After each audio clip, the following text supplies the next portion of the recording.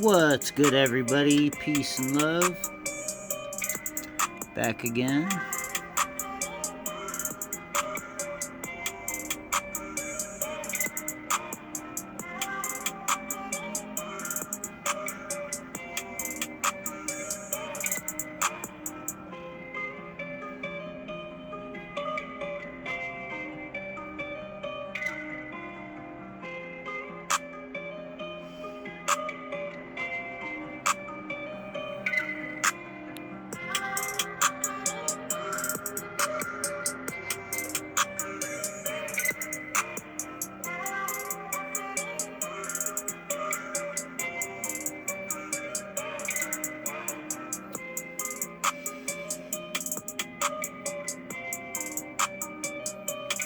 World Economic Forum and Elon Musk.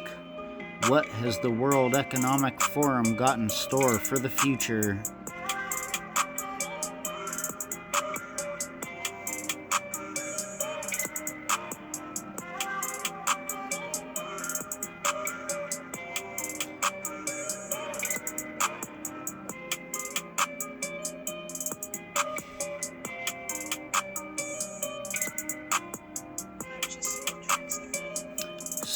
Got a bunch of agenda up in this article.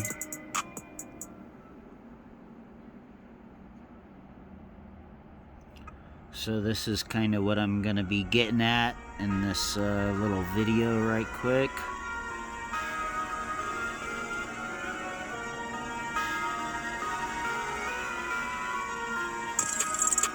As you can see, this is like a list of like some agenda that they have.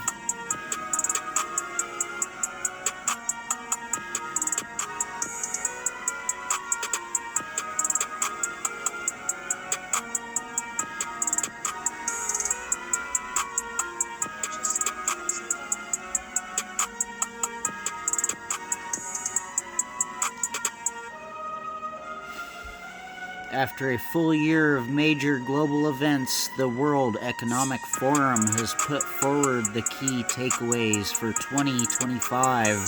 Could it be Elon Musk is the frontman for the WEF? Obama and Elon are working together with Biden and Trudeau, and so many more political and influential people, corporations and companies to unify the world with a one-world approach. Lead by China and its communist socio-culture with open-source tactical leverage, the organization has identified the critical issues for the coming year, including artificial intelligence, managing water, food, and energy crisis, driverless cars, VR, AR, with the robots. So I did this little thread the other day to just point at this and address this.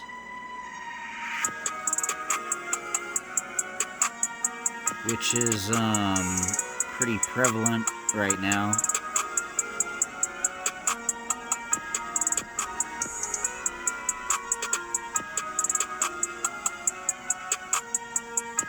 That is funny.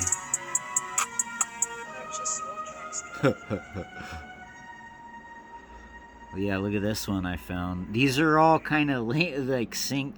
44 billion minus 25% equals 33 billion. Shout out to the Freemason Jesuit fuckboy psychopaths.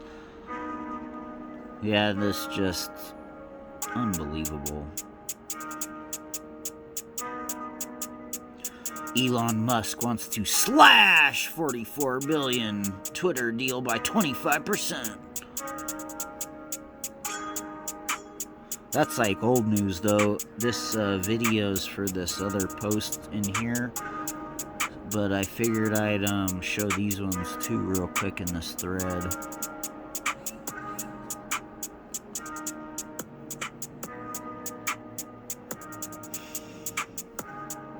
This is all like UN WEF agenda It's time for Elon Musk, Jeff Bezos, and other billionaires to step up and help end hunger crisis, says head of UN's World Food Program.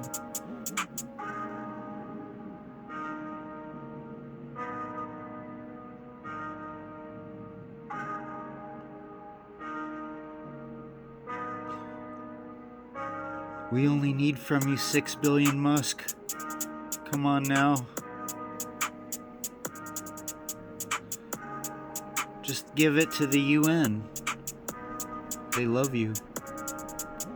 Look at this one. This one was pretty telling. This is the Human Genome Project. Elon Musk is interested in storing humanity's data in a system.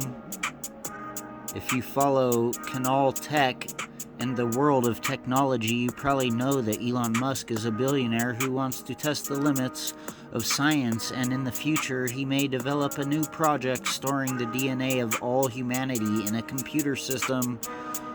This is what, for now only, the CEO of Tesla, SpaceX, and Neuralink suggests in a discussion on Twitter about the size of the human genome and some viruses such as HIV. Musk shows that it would be impossible to fully store all of humanity's genetic information, so the idea is to fit the DNA sequences of every human alive today into a very small storage system. The whole system and possible new business for Musk, starting when the billionaire asked how big a file containing human DNA would be after being compressed. According to MIT Technology Review senior editor Antonio Reglado, the storage size of a single human genome could be as large as 100 gigabytes. Each of the 3.2 billion DNA case pairs in a human genome can be encoded by 2 bits, 800 megabytes in total. The actual storage size is more than 100 gigabytes due to extra information from sequencing, Regaldo details. Despite the size of the file, Reglado recalls that the differences between the DNA of the two people are much smaller. The difference can be approximately 50 million. Was doing career certificates, and they had one at data. How dare you run an ad? Base pairs, which could be stored in 10 megabytes. At this point, the editor suggests compressing only the difference between the genomes. This is a good point. You can simply have a few reference human genomes and encode each individual with a lossless comprehension. Okay, hold on one seems like moment. an easy choice. After completing the program, I was how dare they? with all the tools of the trade, and I'm happy. Unbelievable.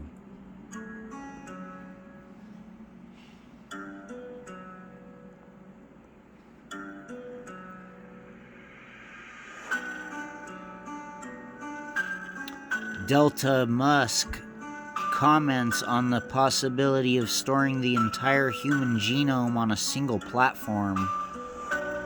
It is worth remembering that to date, nothing like this has been done in the field of science, even the access to the complete genome. Sequencing is still very restricted, so before realizing the idea, it would be necessary for Musk to develop a way to sequence the DNA of all humanity, something that today is far from reality.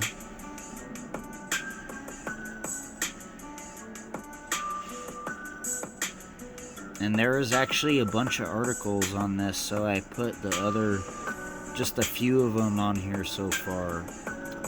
But anyways, what I was going to show you guys was this one. Right here.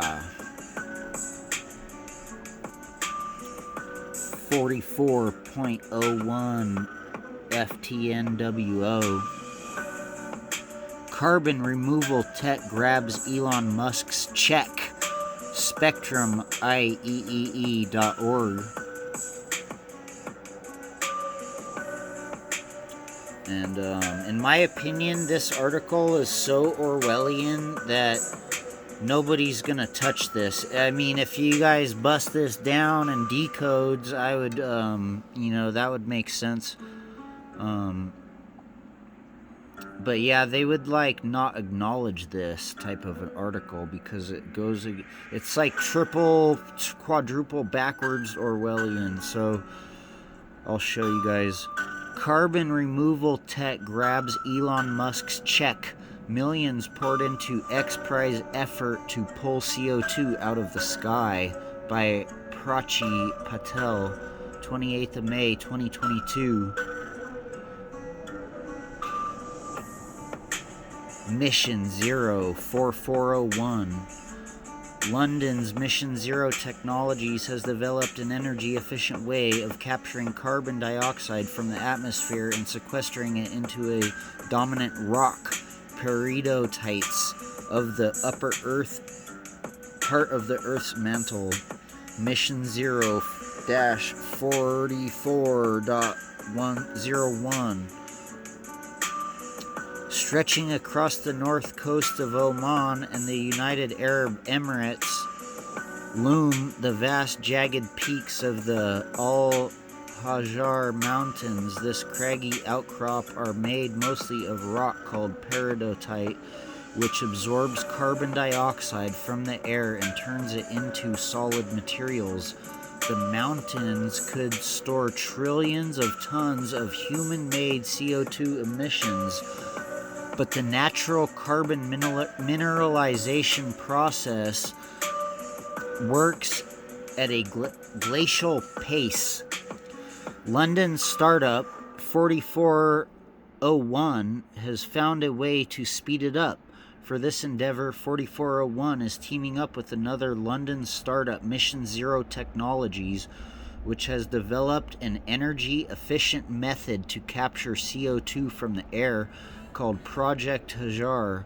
It plans to pull 1,000 tons of CO2 a year from air at the demonstration facility in Oman, injecting some 3 to 4 tons a day into the peridotite rocks. A 120-ton capacity pilot plant will come online in the first half of 2023. This ambitious, clear vision made Project Hajar one of the 15 winners of the milestone U.S. $1 million award announced by the ongoing X Prize carbon removal competition in late April. Funded by Elon Musk, this X Prize has the largest purse yet, $100 million, for methods to pull CO2 from air and lock it away. The 15 teams selected from over 1,100 had demonstrated a variable approach along with scale-up plans and cost estimates. We require the development of a portfolio of solutions while we take lots of shots on goal.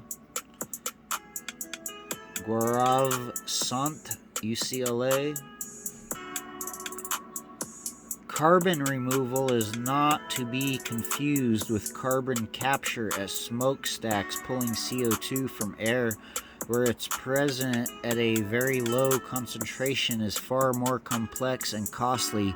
Yet in an April report, the UN Intergovernmental Panel on Climate Change says that carbon removal will be unavoidable to keep the planet from crossing the life-distributing warming threshold of 1.5 Celsius.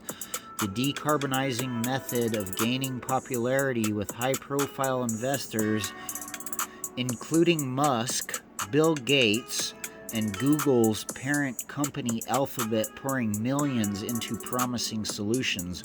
The Biden administration also recently announced a $3.5 billion program for large-scale of carbon removal.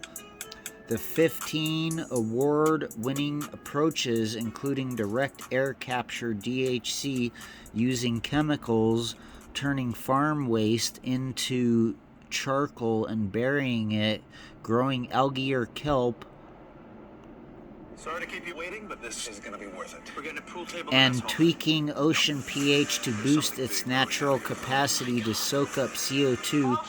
The 50 million grand prize to be awarded in 2025 is up for grabs, and any team that can prove its technique will work at a scale of at least 1,000 tons a year.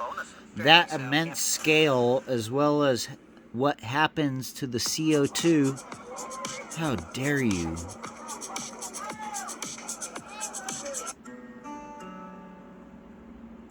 We'll just do that one again. As well as what happens to the CO2 will decide whether an approach can take a dent in the world's nearly 36 billion tons of annual carbon emissions, says Gaurav Sant, director of UCLA's Institute for Carbon Management, who has 2 entries in the competition, Sea Change and Beyond DAC, neither of which was among the 15 milestone awardees. Any meaningful approach needs to convert the gas into something stable and not just bury it in the ground from where it could leak.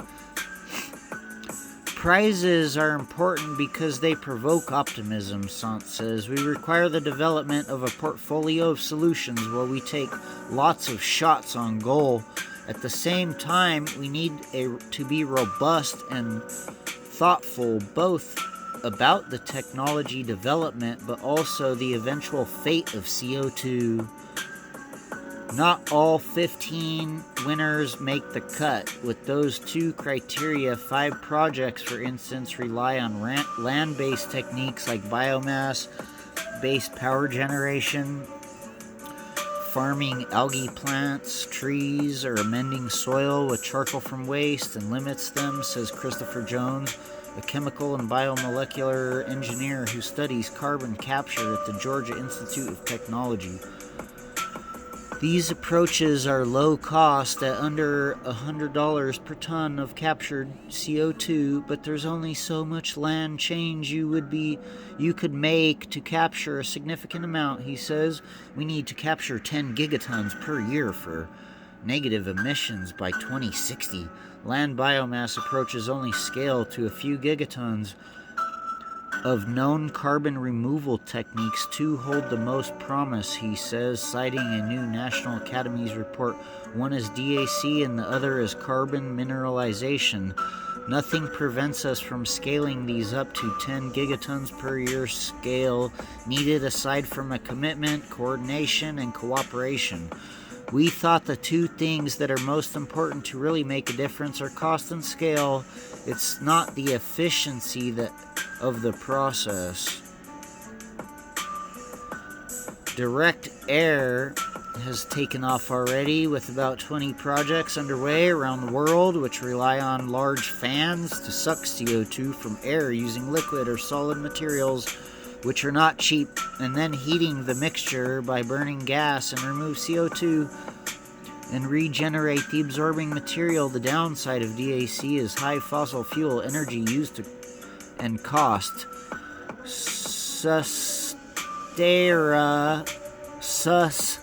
Terra in Cary, North Carolina, one of the 6 milestone winners pursuing DAC, has found a way to tackle that.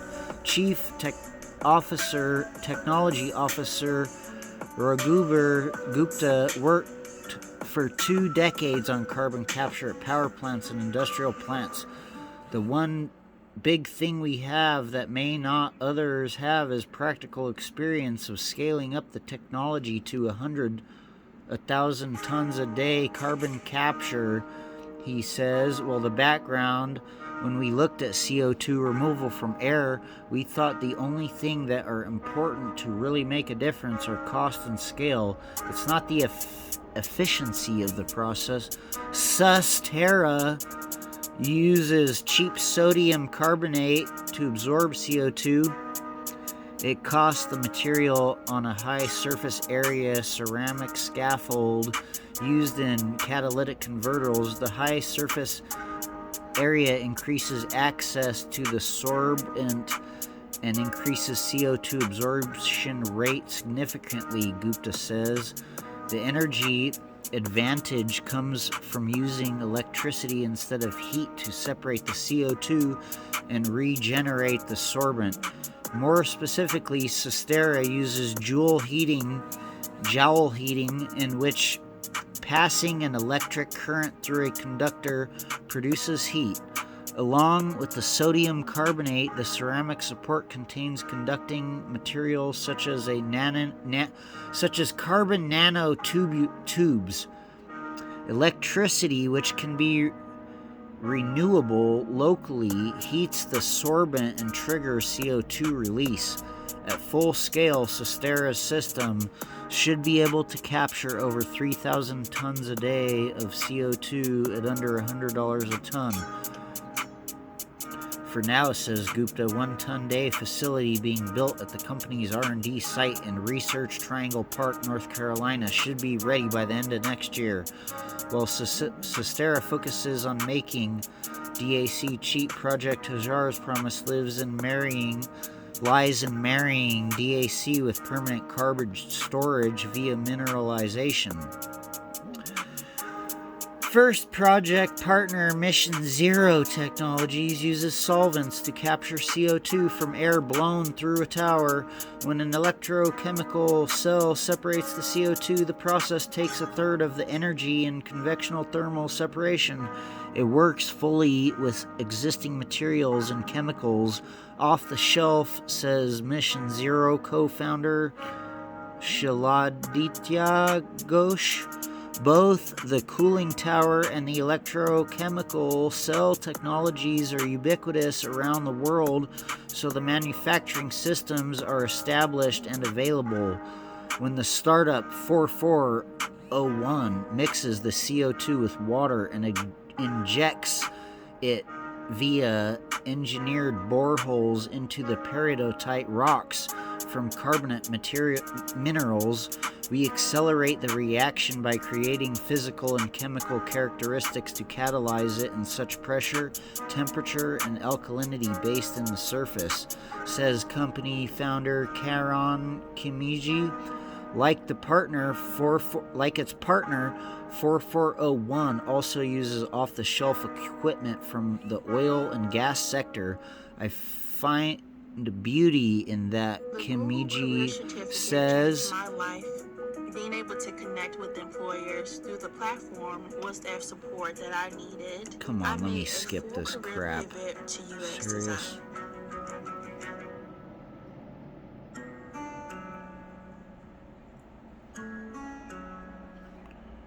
Like its partner 4401 also uses off-the-shelf equipment from the oil and gas sector. I find beauty in that, Kimiji says. We're repurposing the same resources as the oil and gas sector to reverse the problem that they have contributed to. Renewable electricity on site will power both carbon removal and mineralization at the eventual Oman demonstration facility. Another competitive advantage is permanence. CO2 is eliminated from existence. It doesn't remain in gaseous form in the subsurface. Canada-based Carbon Minerals is looking to mine waste to lock away CO2. Magnesium-rich pulverized rocks or tailings from nickel and diamond mines around the world already soak up tens and thousands of tons of CO2 per year, turning it into magnesium carbonate, says CTO and co-founder Peter Schurman. By striking them up to increase the surface area and tweaking the physical and chemical conditions in tailing storage facilities, the company can make this natural process 5 times as fast. Using a I thought this part was pretty Orwellian. Using a car-sized robot to move through the rock slurry and apply a mineral treatment that the team is developing could further double that. Our goal is to piggyback off existing industrial sites, he says. The manipulation technology is all kind of drop-in. Canada's Minerals is testing a technology that accelerates which mine waste converts atmospheric carbon dioxide into mineral rock, unlocking the potential for gigaton scale removal and permanent storage. The nickel mining increases to meet battery electrification needs, he adds. These types of mine tailings are predicted to reach 1.4 gigatons. If applied appropriately, this could provide hundreds of thousands to millions of tons per year of carbon removal. He says giving carbon-negative nickel for EV batteries a 1-2 punch in the climate fight. It's not clear to Georgia Tech's Jones whether injecting CO2 into rocks, as Project Hajar is doing, or using mine trailings, as Carbon Minerals is doing, is better. The former requires energy to capture and injection, while latter bears the environmental costs. So there are fundamental questions about how much the carbon mineralization rate can be sped up, he says, and even though there are enough types of rocks around the world to trap millions of tons of CO2, it is unclear how much is accessible for sheer scale. Nothing could beat the oceans as a carbon sink. And they're just on and on and on and on. I'll read the rest. All right. Nothing could beat the oceans as a carbon sink, says UCLA's Sant. 3 of the X Prize milestone winners have ocean-based carbon removal platforms. But the caveat for large-scale impact is to sizable the CO2 in the ocean water, stabilize the CO2 in the ocean water, not in a geographical formation, he says. The way to do that is to enhance the ocean's natural uptake of CO2. Planetary technologies from Nova Scotia, Canada might have the most interesting approach. Rising carbon levels are making the world's oceans acidic. The company purifies mine waste and could make antacid to restore ocean water pH, which could help it pull more CO2 from air, reducing damage from acidification. It says that its mine waste purification techniques also produces hydrogen for energy and metal for batteries. In this way, it tackles several different issues at once: carbon removal, green hydrogen production, mine waste cleanup, and ocean restoration. The big winner for X Prize carbon removal will be announced on Earth Day 2025. But of course, there is no one winning solution, says Jones. All carbon removal technologies have merits and demerits and bear the risk of unintended consequences. But we have to do something, he says, because there is no silver bullet answer. It allows us to drag our feet and do nothing. The problem is big enough that you need a dozen different technologies to contribute a little.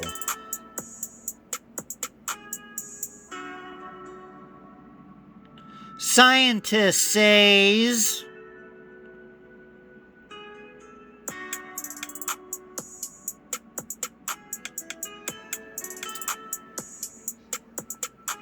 so shout out to all of you guys. Thanks for listening to my rant.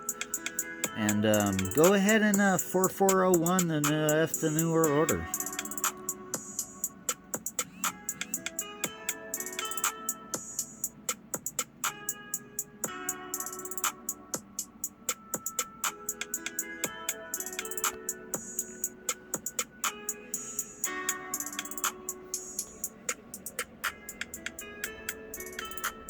Mission Zero. Peace and love, everybody.